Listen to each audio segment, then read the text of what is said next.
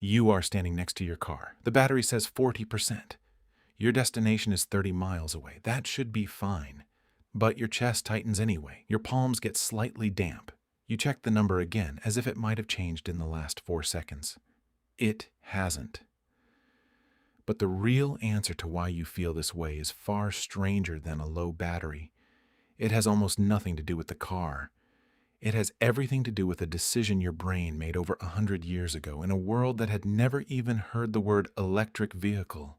Let's go back, not to the future, to 1908.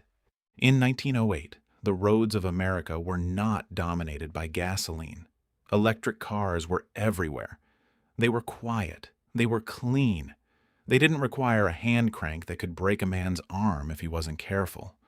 Women in particular favored them because they started with the push of a button, not a violent yank of iron. Companies like Baker Motor Vehicle and Detroit Electric were selling thousands of these cars every year. For a moment in history, the electric car wasn't the future. It was simply normal. Then something happened. Henry Ford introduced the Model T, and it wasn't just a car. It was a promise of distance, a promise that you could go as far as you wanted, whenever you wanted, without planning around a battery. Gasoline stations began appearing along every road, cheap and everywhere, while charging infrastructure for electric cars barely existed at all. Within a decade, electric vehicles had nearly vanished from American roads. Here's the strange part. The electric cars of 1908 weren't slower. They weren't less reliable. In many cases, they were smoother and safer than the gasoline alternative. What killed them wasn't the technology. It was a feeling that has a name today. Researchers call it range anxiety. But in 1908, nobody needed a name for it. They just felt the fear and chose the car that made the fear go away. Fast forward more than 100 years, and you're standing in that same emotional spot, except now the technology has caught up. Batteries can carry you hundreds of miles. Charging networks span entire countries. And yet the feeling hasn't changed at all. You still check the percentage.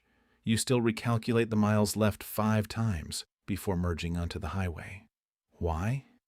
Because your brain isn't actually calculating range. It's calculating loss.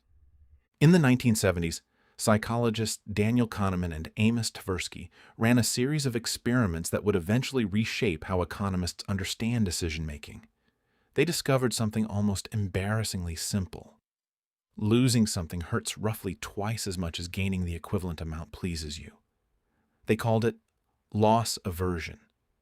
It sounds abstract until you put it in a driver's seat. A tank of gasoline running low doesn't feel like loss because refueling has always felt instant and certain. A battery running low feels like loss because the picture of running out feels vivid, uncertain, and slow to fix. Your brain isn't measuring miles. It's measuring the fear of being stranded, and stranding is one of the oldest fears a human body can carry. Think about that for a second. Why would being stranded feel like a threat to your survival when you're just 15 minutes from a charging station in a modern city? Because your nervous system doesn't know the difference between 2026 and 60,000 years ago. For nearly the entire span of human existence, being stranded meant something different than an inconvenient wait. It meant being far from water, far from shelter, far from the group that kept you alive. Anthropologists studying hunter-gatherer societies, including long-term fieldwork by Kim Hill among the Ache of Paraguay, have documented just how dangerous distance from the group actually was. A person separated from their band, without resources, in unfamiliar terrain, faced a real and immediate risk of death. Your ancestors who felt a jolt of fear at the thought of being stranded were more likely to plan ahead, stay close to resources, and survive. The ones who didn't feel that fear took more risks and paid for it. Over tens of thousands of generations, that fear became wired in, permanently. So when your battery hits 40% and your destination is 30 miles away, you're not really thinking about your car. You're running an ancient survival subroutine, one built for a savanna, not a highway. Your brain doesn't know that a fast charger sits 2 exits away. It only knows the pattern. Resources are dropping, distance remains, and separation from safety is possible. That pattern used to mean death. Now it just means a slightly awkward wait at a rest stop. But the feeling arrives with the same intensity either way. Here's where it gets even more interesting. In 2019, researchers at the University of California, Davis, home to one of the most detailed long-term studies of electric vehicle adoption in the world, found something counterintuitive. Drivers who had owned an electric vehicle for more than a year reported significantly lower range anxiety than first-time buyers, even when their actual driving range hadn't changed at all. The battery was the same size. The charging network was the same distance apart. What changed was experience.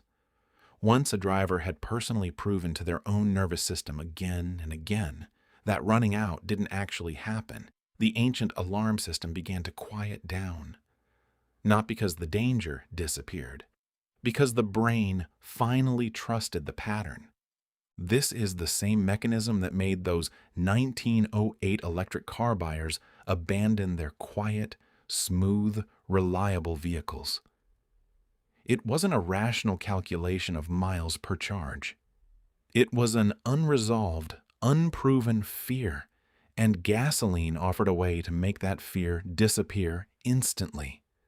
The Model T didn't win because it was better. It won because it made the ancient alarm go silent. And this reframes something important about the electric vehicles being built right now. Automakers are not simply competing on horsepower or battery chemistry anymore. They are competing directly against a 100,000-year-old survival instinct. Every charging station built along a highway isn't just infrastructure. It's a small, deliberate signal to your nervous system that says, you are not stranded. You are never going to be stranded. You can put the fear down now. Tesla's early strategy of building out a proprietary supercharger network wasn't only a business decision. It was, whether the engineers realized it or not, a form of psychological therapy for an entire species that had spent millennia associating distance with danger. You can see this play out in something researchers call habituation, a well-documented process in behavioral psychology where repeated safe exposure to a feared stimulus gradually reduces the fear response. It's the same principle used in treating phobias. Show the brain the same threat enough times without the bad outcome occurring, and eventually the brain stops sounding the alarm. Every time you plug in your car and watch the battery rise back to full, without incident, without disaster, you are quietly retraining 60,000 years of instinct, one charge at a time. But here's the twist that makes this bigger than cars. This isn't really about batteries at all. It's about how humans respond to any resource that visibly depletes in front of them. Your phone battery, your bank balance ticking downward before payday, even your energy levels late in a long day. Every single one of these can trigger the exact same ancient circuitry.